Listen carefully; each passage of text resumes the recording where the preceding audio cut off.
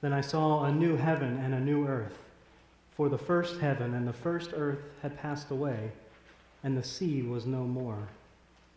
And I saw the holy city, the new Jerusalem, coming down out of heaven from God, prepared as a bride adorned for her husband. And I heard a loud voice from the throne saying, "See, the home of God is among mortals. He will dwell with them. They will be his peoples, and God himself will be with them. He will wipe every tear from their eyes. Death will be no more. Mourning and crying and pain will be no more, for the first things have passed away." I saw no temple in the city, for its temple is the Lord God, the Almighty, and the Lamb. And the city has no need of sun or moon to shine on it, for the glory of God is its light, and its lamp is the Lamb. The nations will walk by its light, and the kings of the earth will bring their glory into it. People will bring into the glory and the honor of the nations. Then the angel showed me the river of the water of life, bright as crystal, flowing from the throne of God and of the Lamb through the middle of the street of the city. On either side of the river is the tree of life with its 12 kinds of fruit, producing its fruit each month, and the leaves of the tree are for the healing of the nations. The word of the Lord. Thanks be to God. This topic of healing is something that I've wanted to explore here with you all for quite some time. But I've been hesitant to do so because I feel like the mention of the word healing can often conjure up very different images for different people.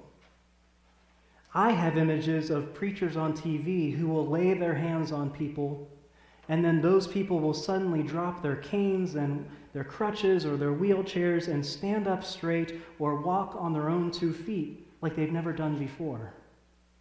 Or they'll touch people and their pain and tumors and cancer will miraculously disappear. I didn't learn how to do that in seminary. And so I didn't want you to get the wrong impression about what we were doing here. We hear also that so much of Jesus' ministry is about healing. So that often makes us wonder what we're doing wrong to not be receiving that same healing from Jesus that those people in his day did. And then we offer our prayers, both personally and here in the church, that usually include prayers for healing for ourselves, or friends and family and neighbors, and for good test results, and for the pain of loneliness and depression or grief to subside. And often they feel unanswered. How much more can we talk about this? How much more should we talk about this? Much more. Healing is at the heart of what we should be talking about as disciples of Jesus. Healing is at the heart of who we, as children of God, should understand God to be. That's why it's important for us to talk about healing, especially during Lent, as we again witness and remember the pain and suffering that Jesus went through with and for us. Tonight, we start big, nations big, world big, universe big. Because I doubt that there's any denying that our world is in need of some serious healing. We hear it in the news. We hear it from each other. We witness it firsthand. I mean, you know what they're talking about, and you're probably tired of hearing about all this stuff. Ukraine and Russia, the Middle East, Israel and Palestine, Afghanistan, Syria, the Taliban, 9/11, ISIS, Ebola, Ferguson, immigrants, war, terror, droughts, floods, global warming, pollution. I mean, the list goes on and on. It's hard to keep up with the latest and most heartbreaking problem. It's hard to lift up our prayers for everyone who's suffering in this world. Because honestly, what do our prayers even accomplish? what good are they?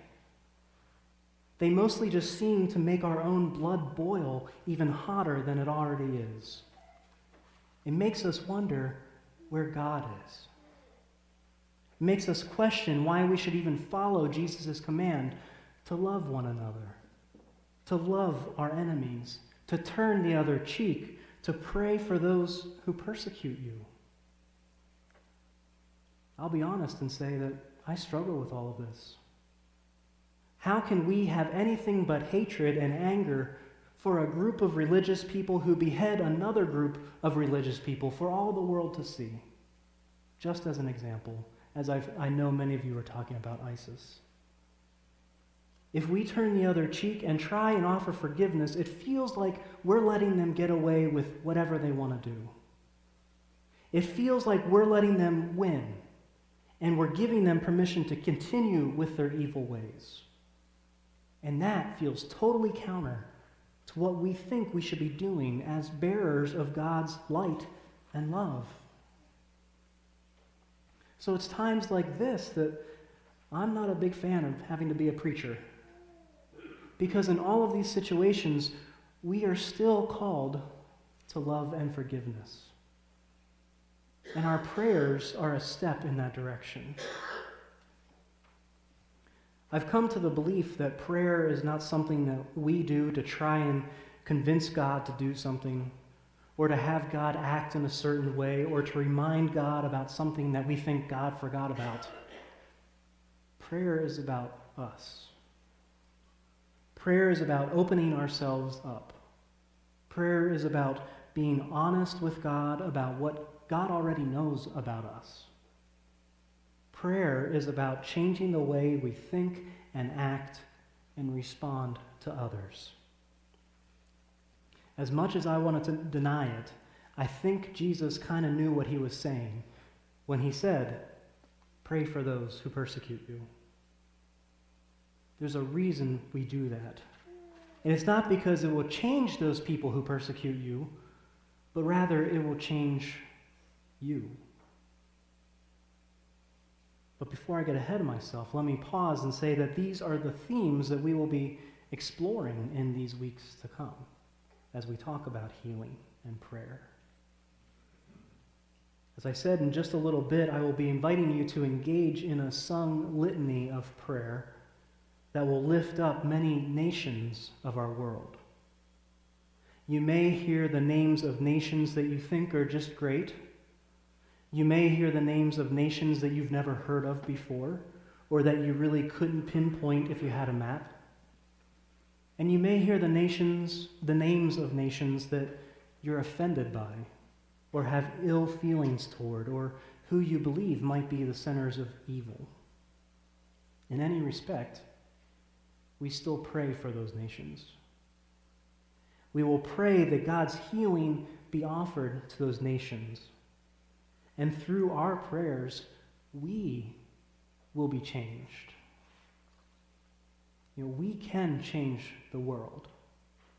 This world can be healed. But it has to start somewhere.